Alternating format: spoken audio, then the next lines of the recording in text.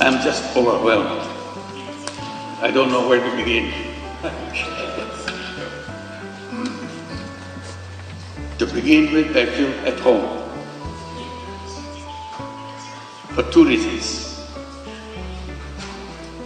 I always felt at home in an academic environment. I always felt this is where I belong to. And being in that environment again makes me feel the feeling of being at home. Second reason that I feel at home, because Peking University is my home.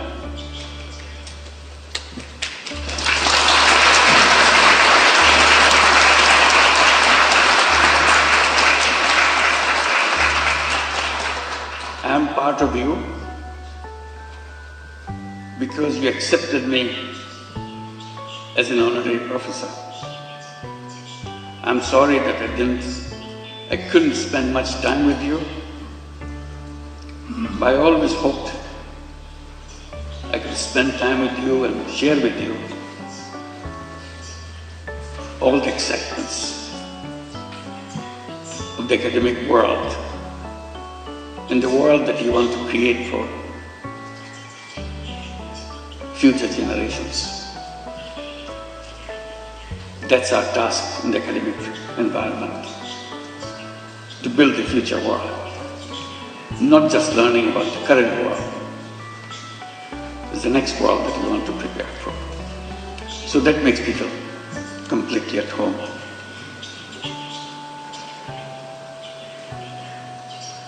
Your Excellency Pu Guangchai and Mr. Kong Chuan, esteemed deans and faculty members, distinguished dignitaries, officials and guests, and my dear students, ladies and gentlemen.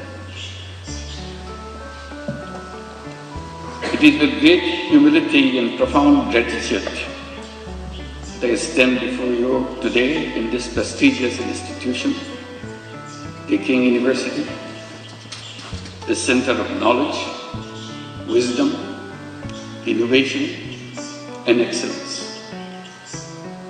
To receive an honorary doctorate from such an esteemed university is a great honor for anyone. And I feel so humbled by your gesture for choosing me for this particular honor. This recognition once again reminds me of my commitment to work for realizing the dreams of the millions of youths who were the vanguards of the transformational changes in Bangladesh just last year. Their vision to establish a new Bangladesh in place of the Bangladesh that we had until last year.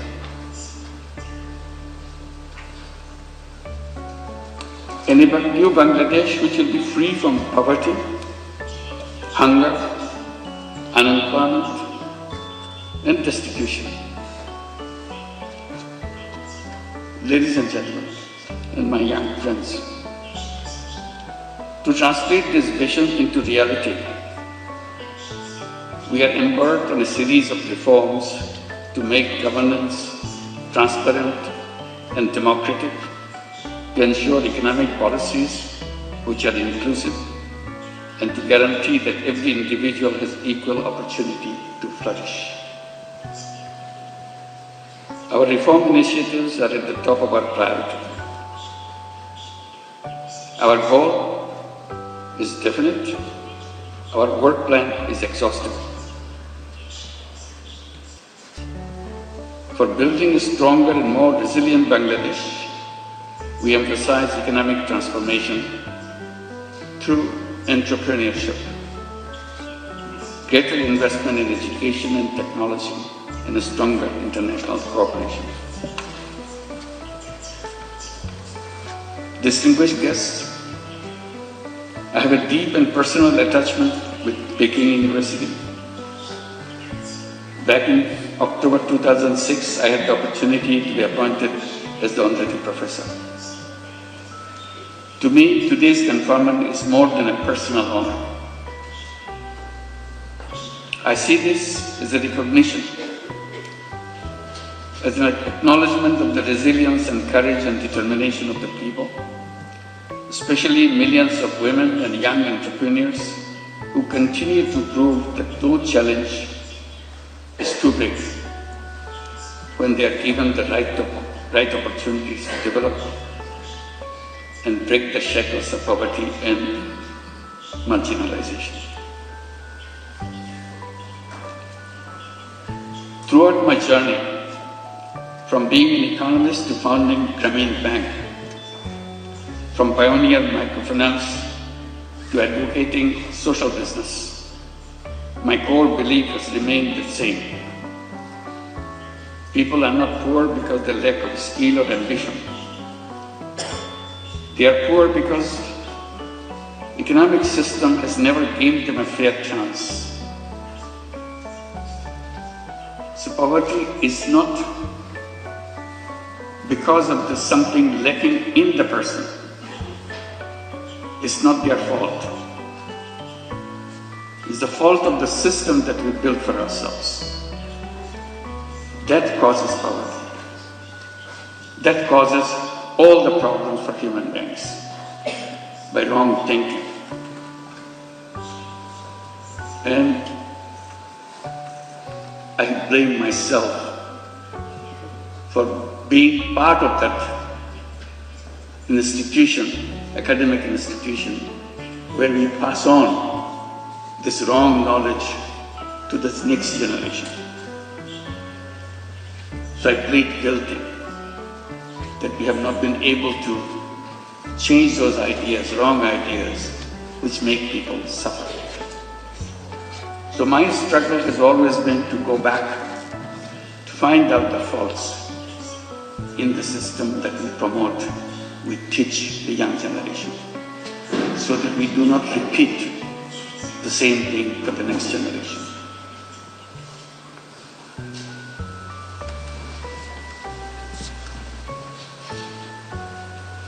It is designed to serve only the wealthy, not the poor. That realization led me to create an alternative, one where even the poorest individuals could access the services of the institutions which are created for people. I've been promoting the idea to let the young people come to the universities, get good degrees from good institutions, and then go to the job market to become job seekers. I have been telling that this is a wrong idea. Human beings are not born to become job seekers. Job is a wrong idea. Human beings are creative beings. They enjoy doing creative things. Job is a negation of creativity. Job forces you to do things what your supervisors want you to do. Job is a continuation of the tradition of slavery. Human beings are not fit for slavery. Human beings are independent beings. So I keep on promoting the idea that all human beings are born as entrepreneurs, not job seekers. Universities should be preparing young people to go out and become successful entrepreneurs, not job seekers. And that idea came from a simple experience. I started as a small initiative with a handful of women in a village next to the university where I was teaching in Bangladesh. I started lending tiny little money to the poorest women that the world has ever known, just to make sure she feels that she can handle this money and change her life. I had no idea that whether it would come true, but I was amazed how these illiterate, poor women could use tiny little money, $10, $20 worth of money, and did a very successful way of paying back and change her income situation. And she continued to pursue them, round after round, and change her life. And it turned into millions of women all over Bangladesh, and with perfect record. That convinced me totally. All human beings are entrepreneurs, because we are taught in the textbooks only very special people are born as entrepreneurs. Rest of us human beings have to serve under them. I said, that's absolutely wrong idea. If the poorest illiterate women in Bangladesh can become an entrepreneur with a $20 loan, $30 loan, anybody in the world can become an entrepreneur. It's nature to the human being. We didn't train them. We didn't tell them how to run a business. She figured it out all by herself, because it is innate part of a human being. So that continues with a bigger question to me. What should be the purpose of education? And I keep coming back. Purpose of education is to enable to go out and bring that all creative capacity to change the world. And universities and educational institution is not only a place to learn what happened, also imagine. Imagination is the greatest power on earth. If you imagine, it will happen. If you don't imagine, it will never happen. If you look back, things happen because somebody imagined it. Imagine something big, something unheard of, something you never dared to hope that it will work.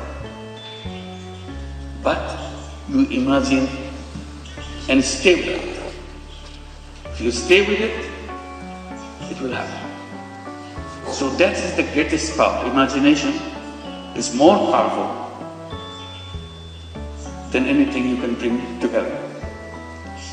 So I follow that, encourage young people like you, along with what you are learning, imagine. Dare to imagine the most odd thing that you ever thought, most necessary thing you think could be done. At the moment it looks odd, at the moment it looks impossible. The human journey is about making impossible possible. That's our journey. And we can make that happen.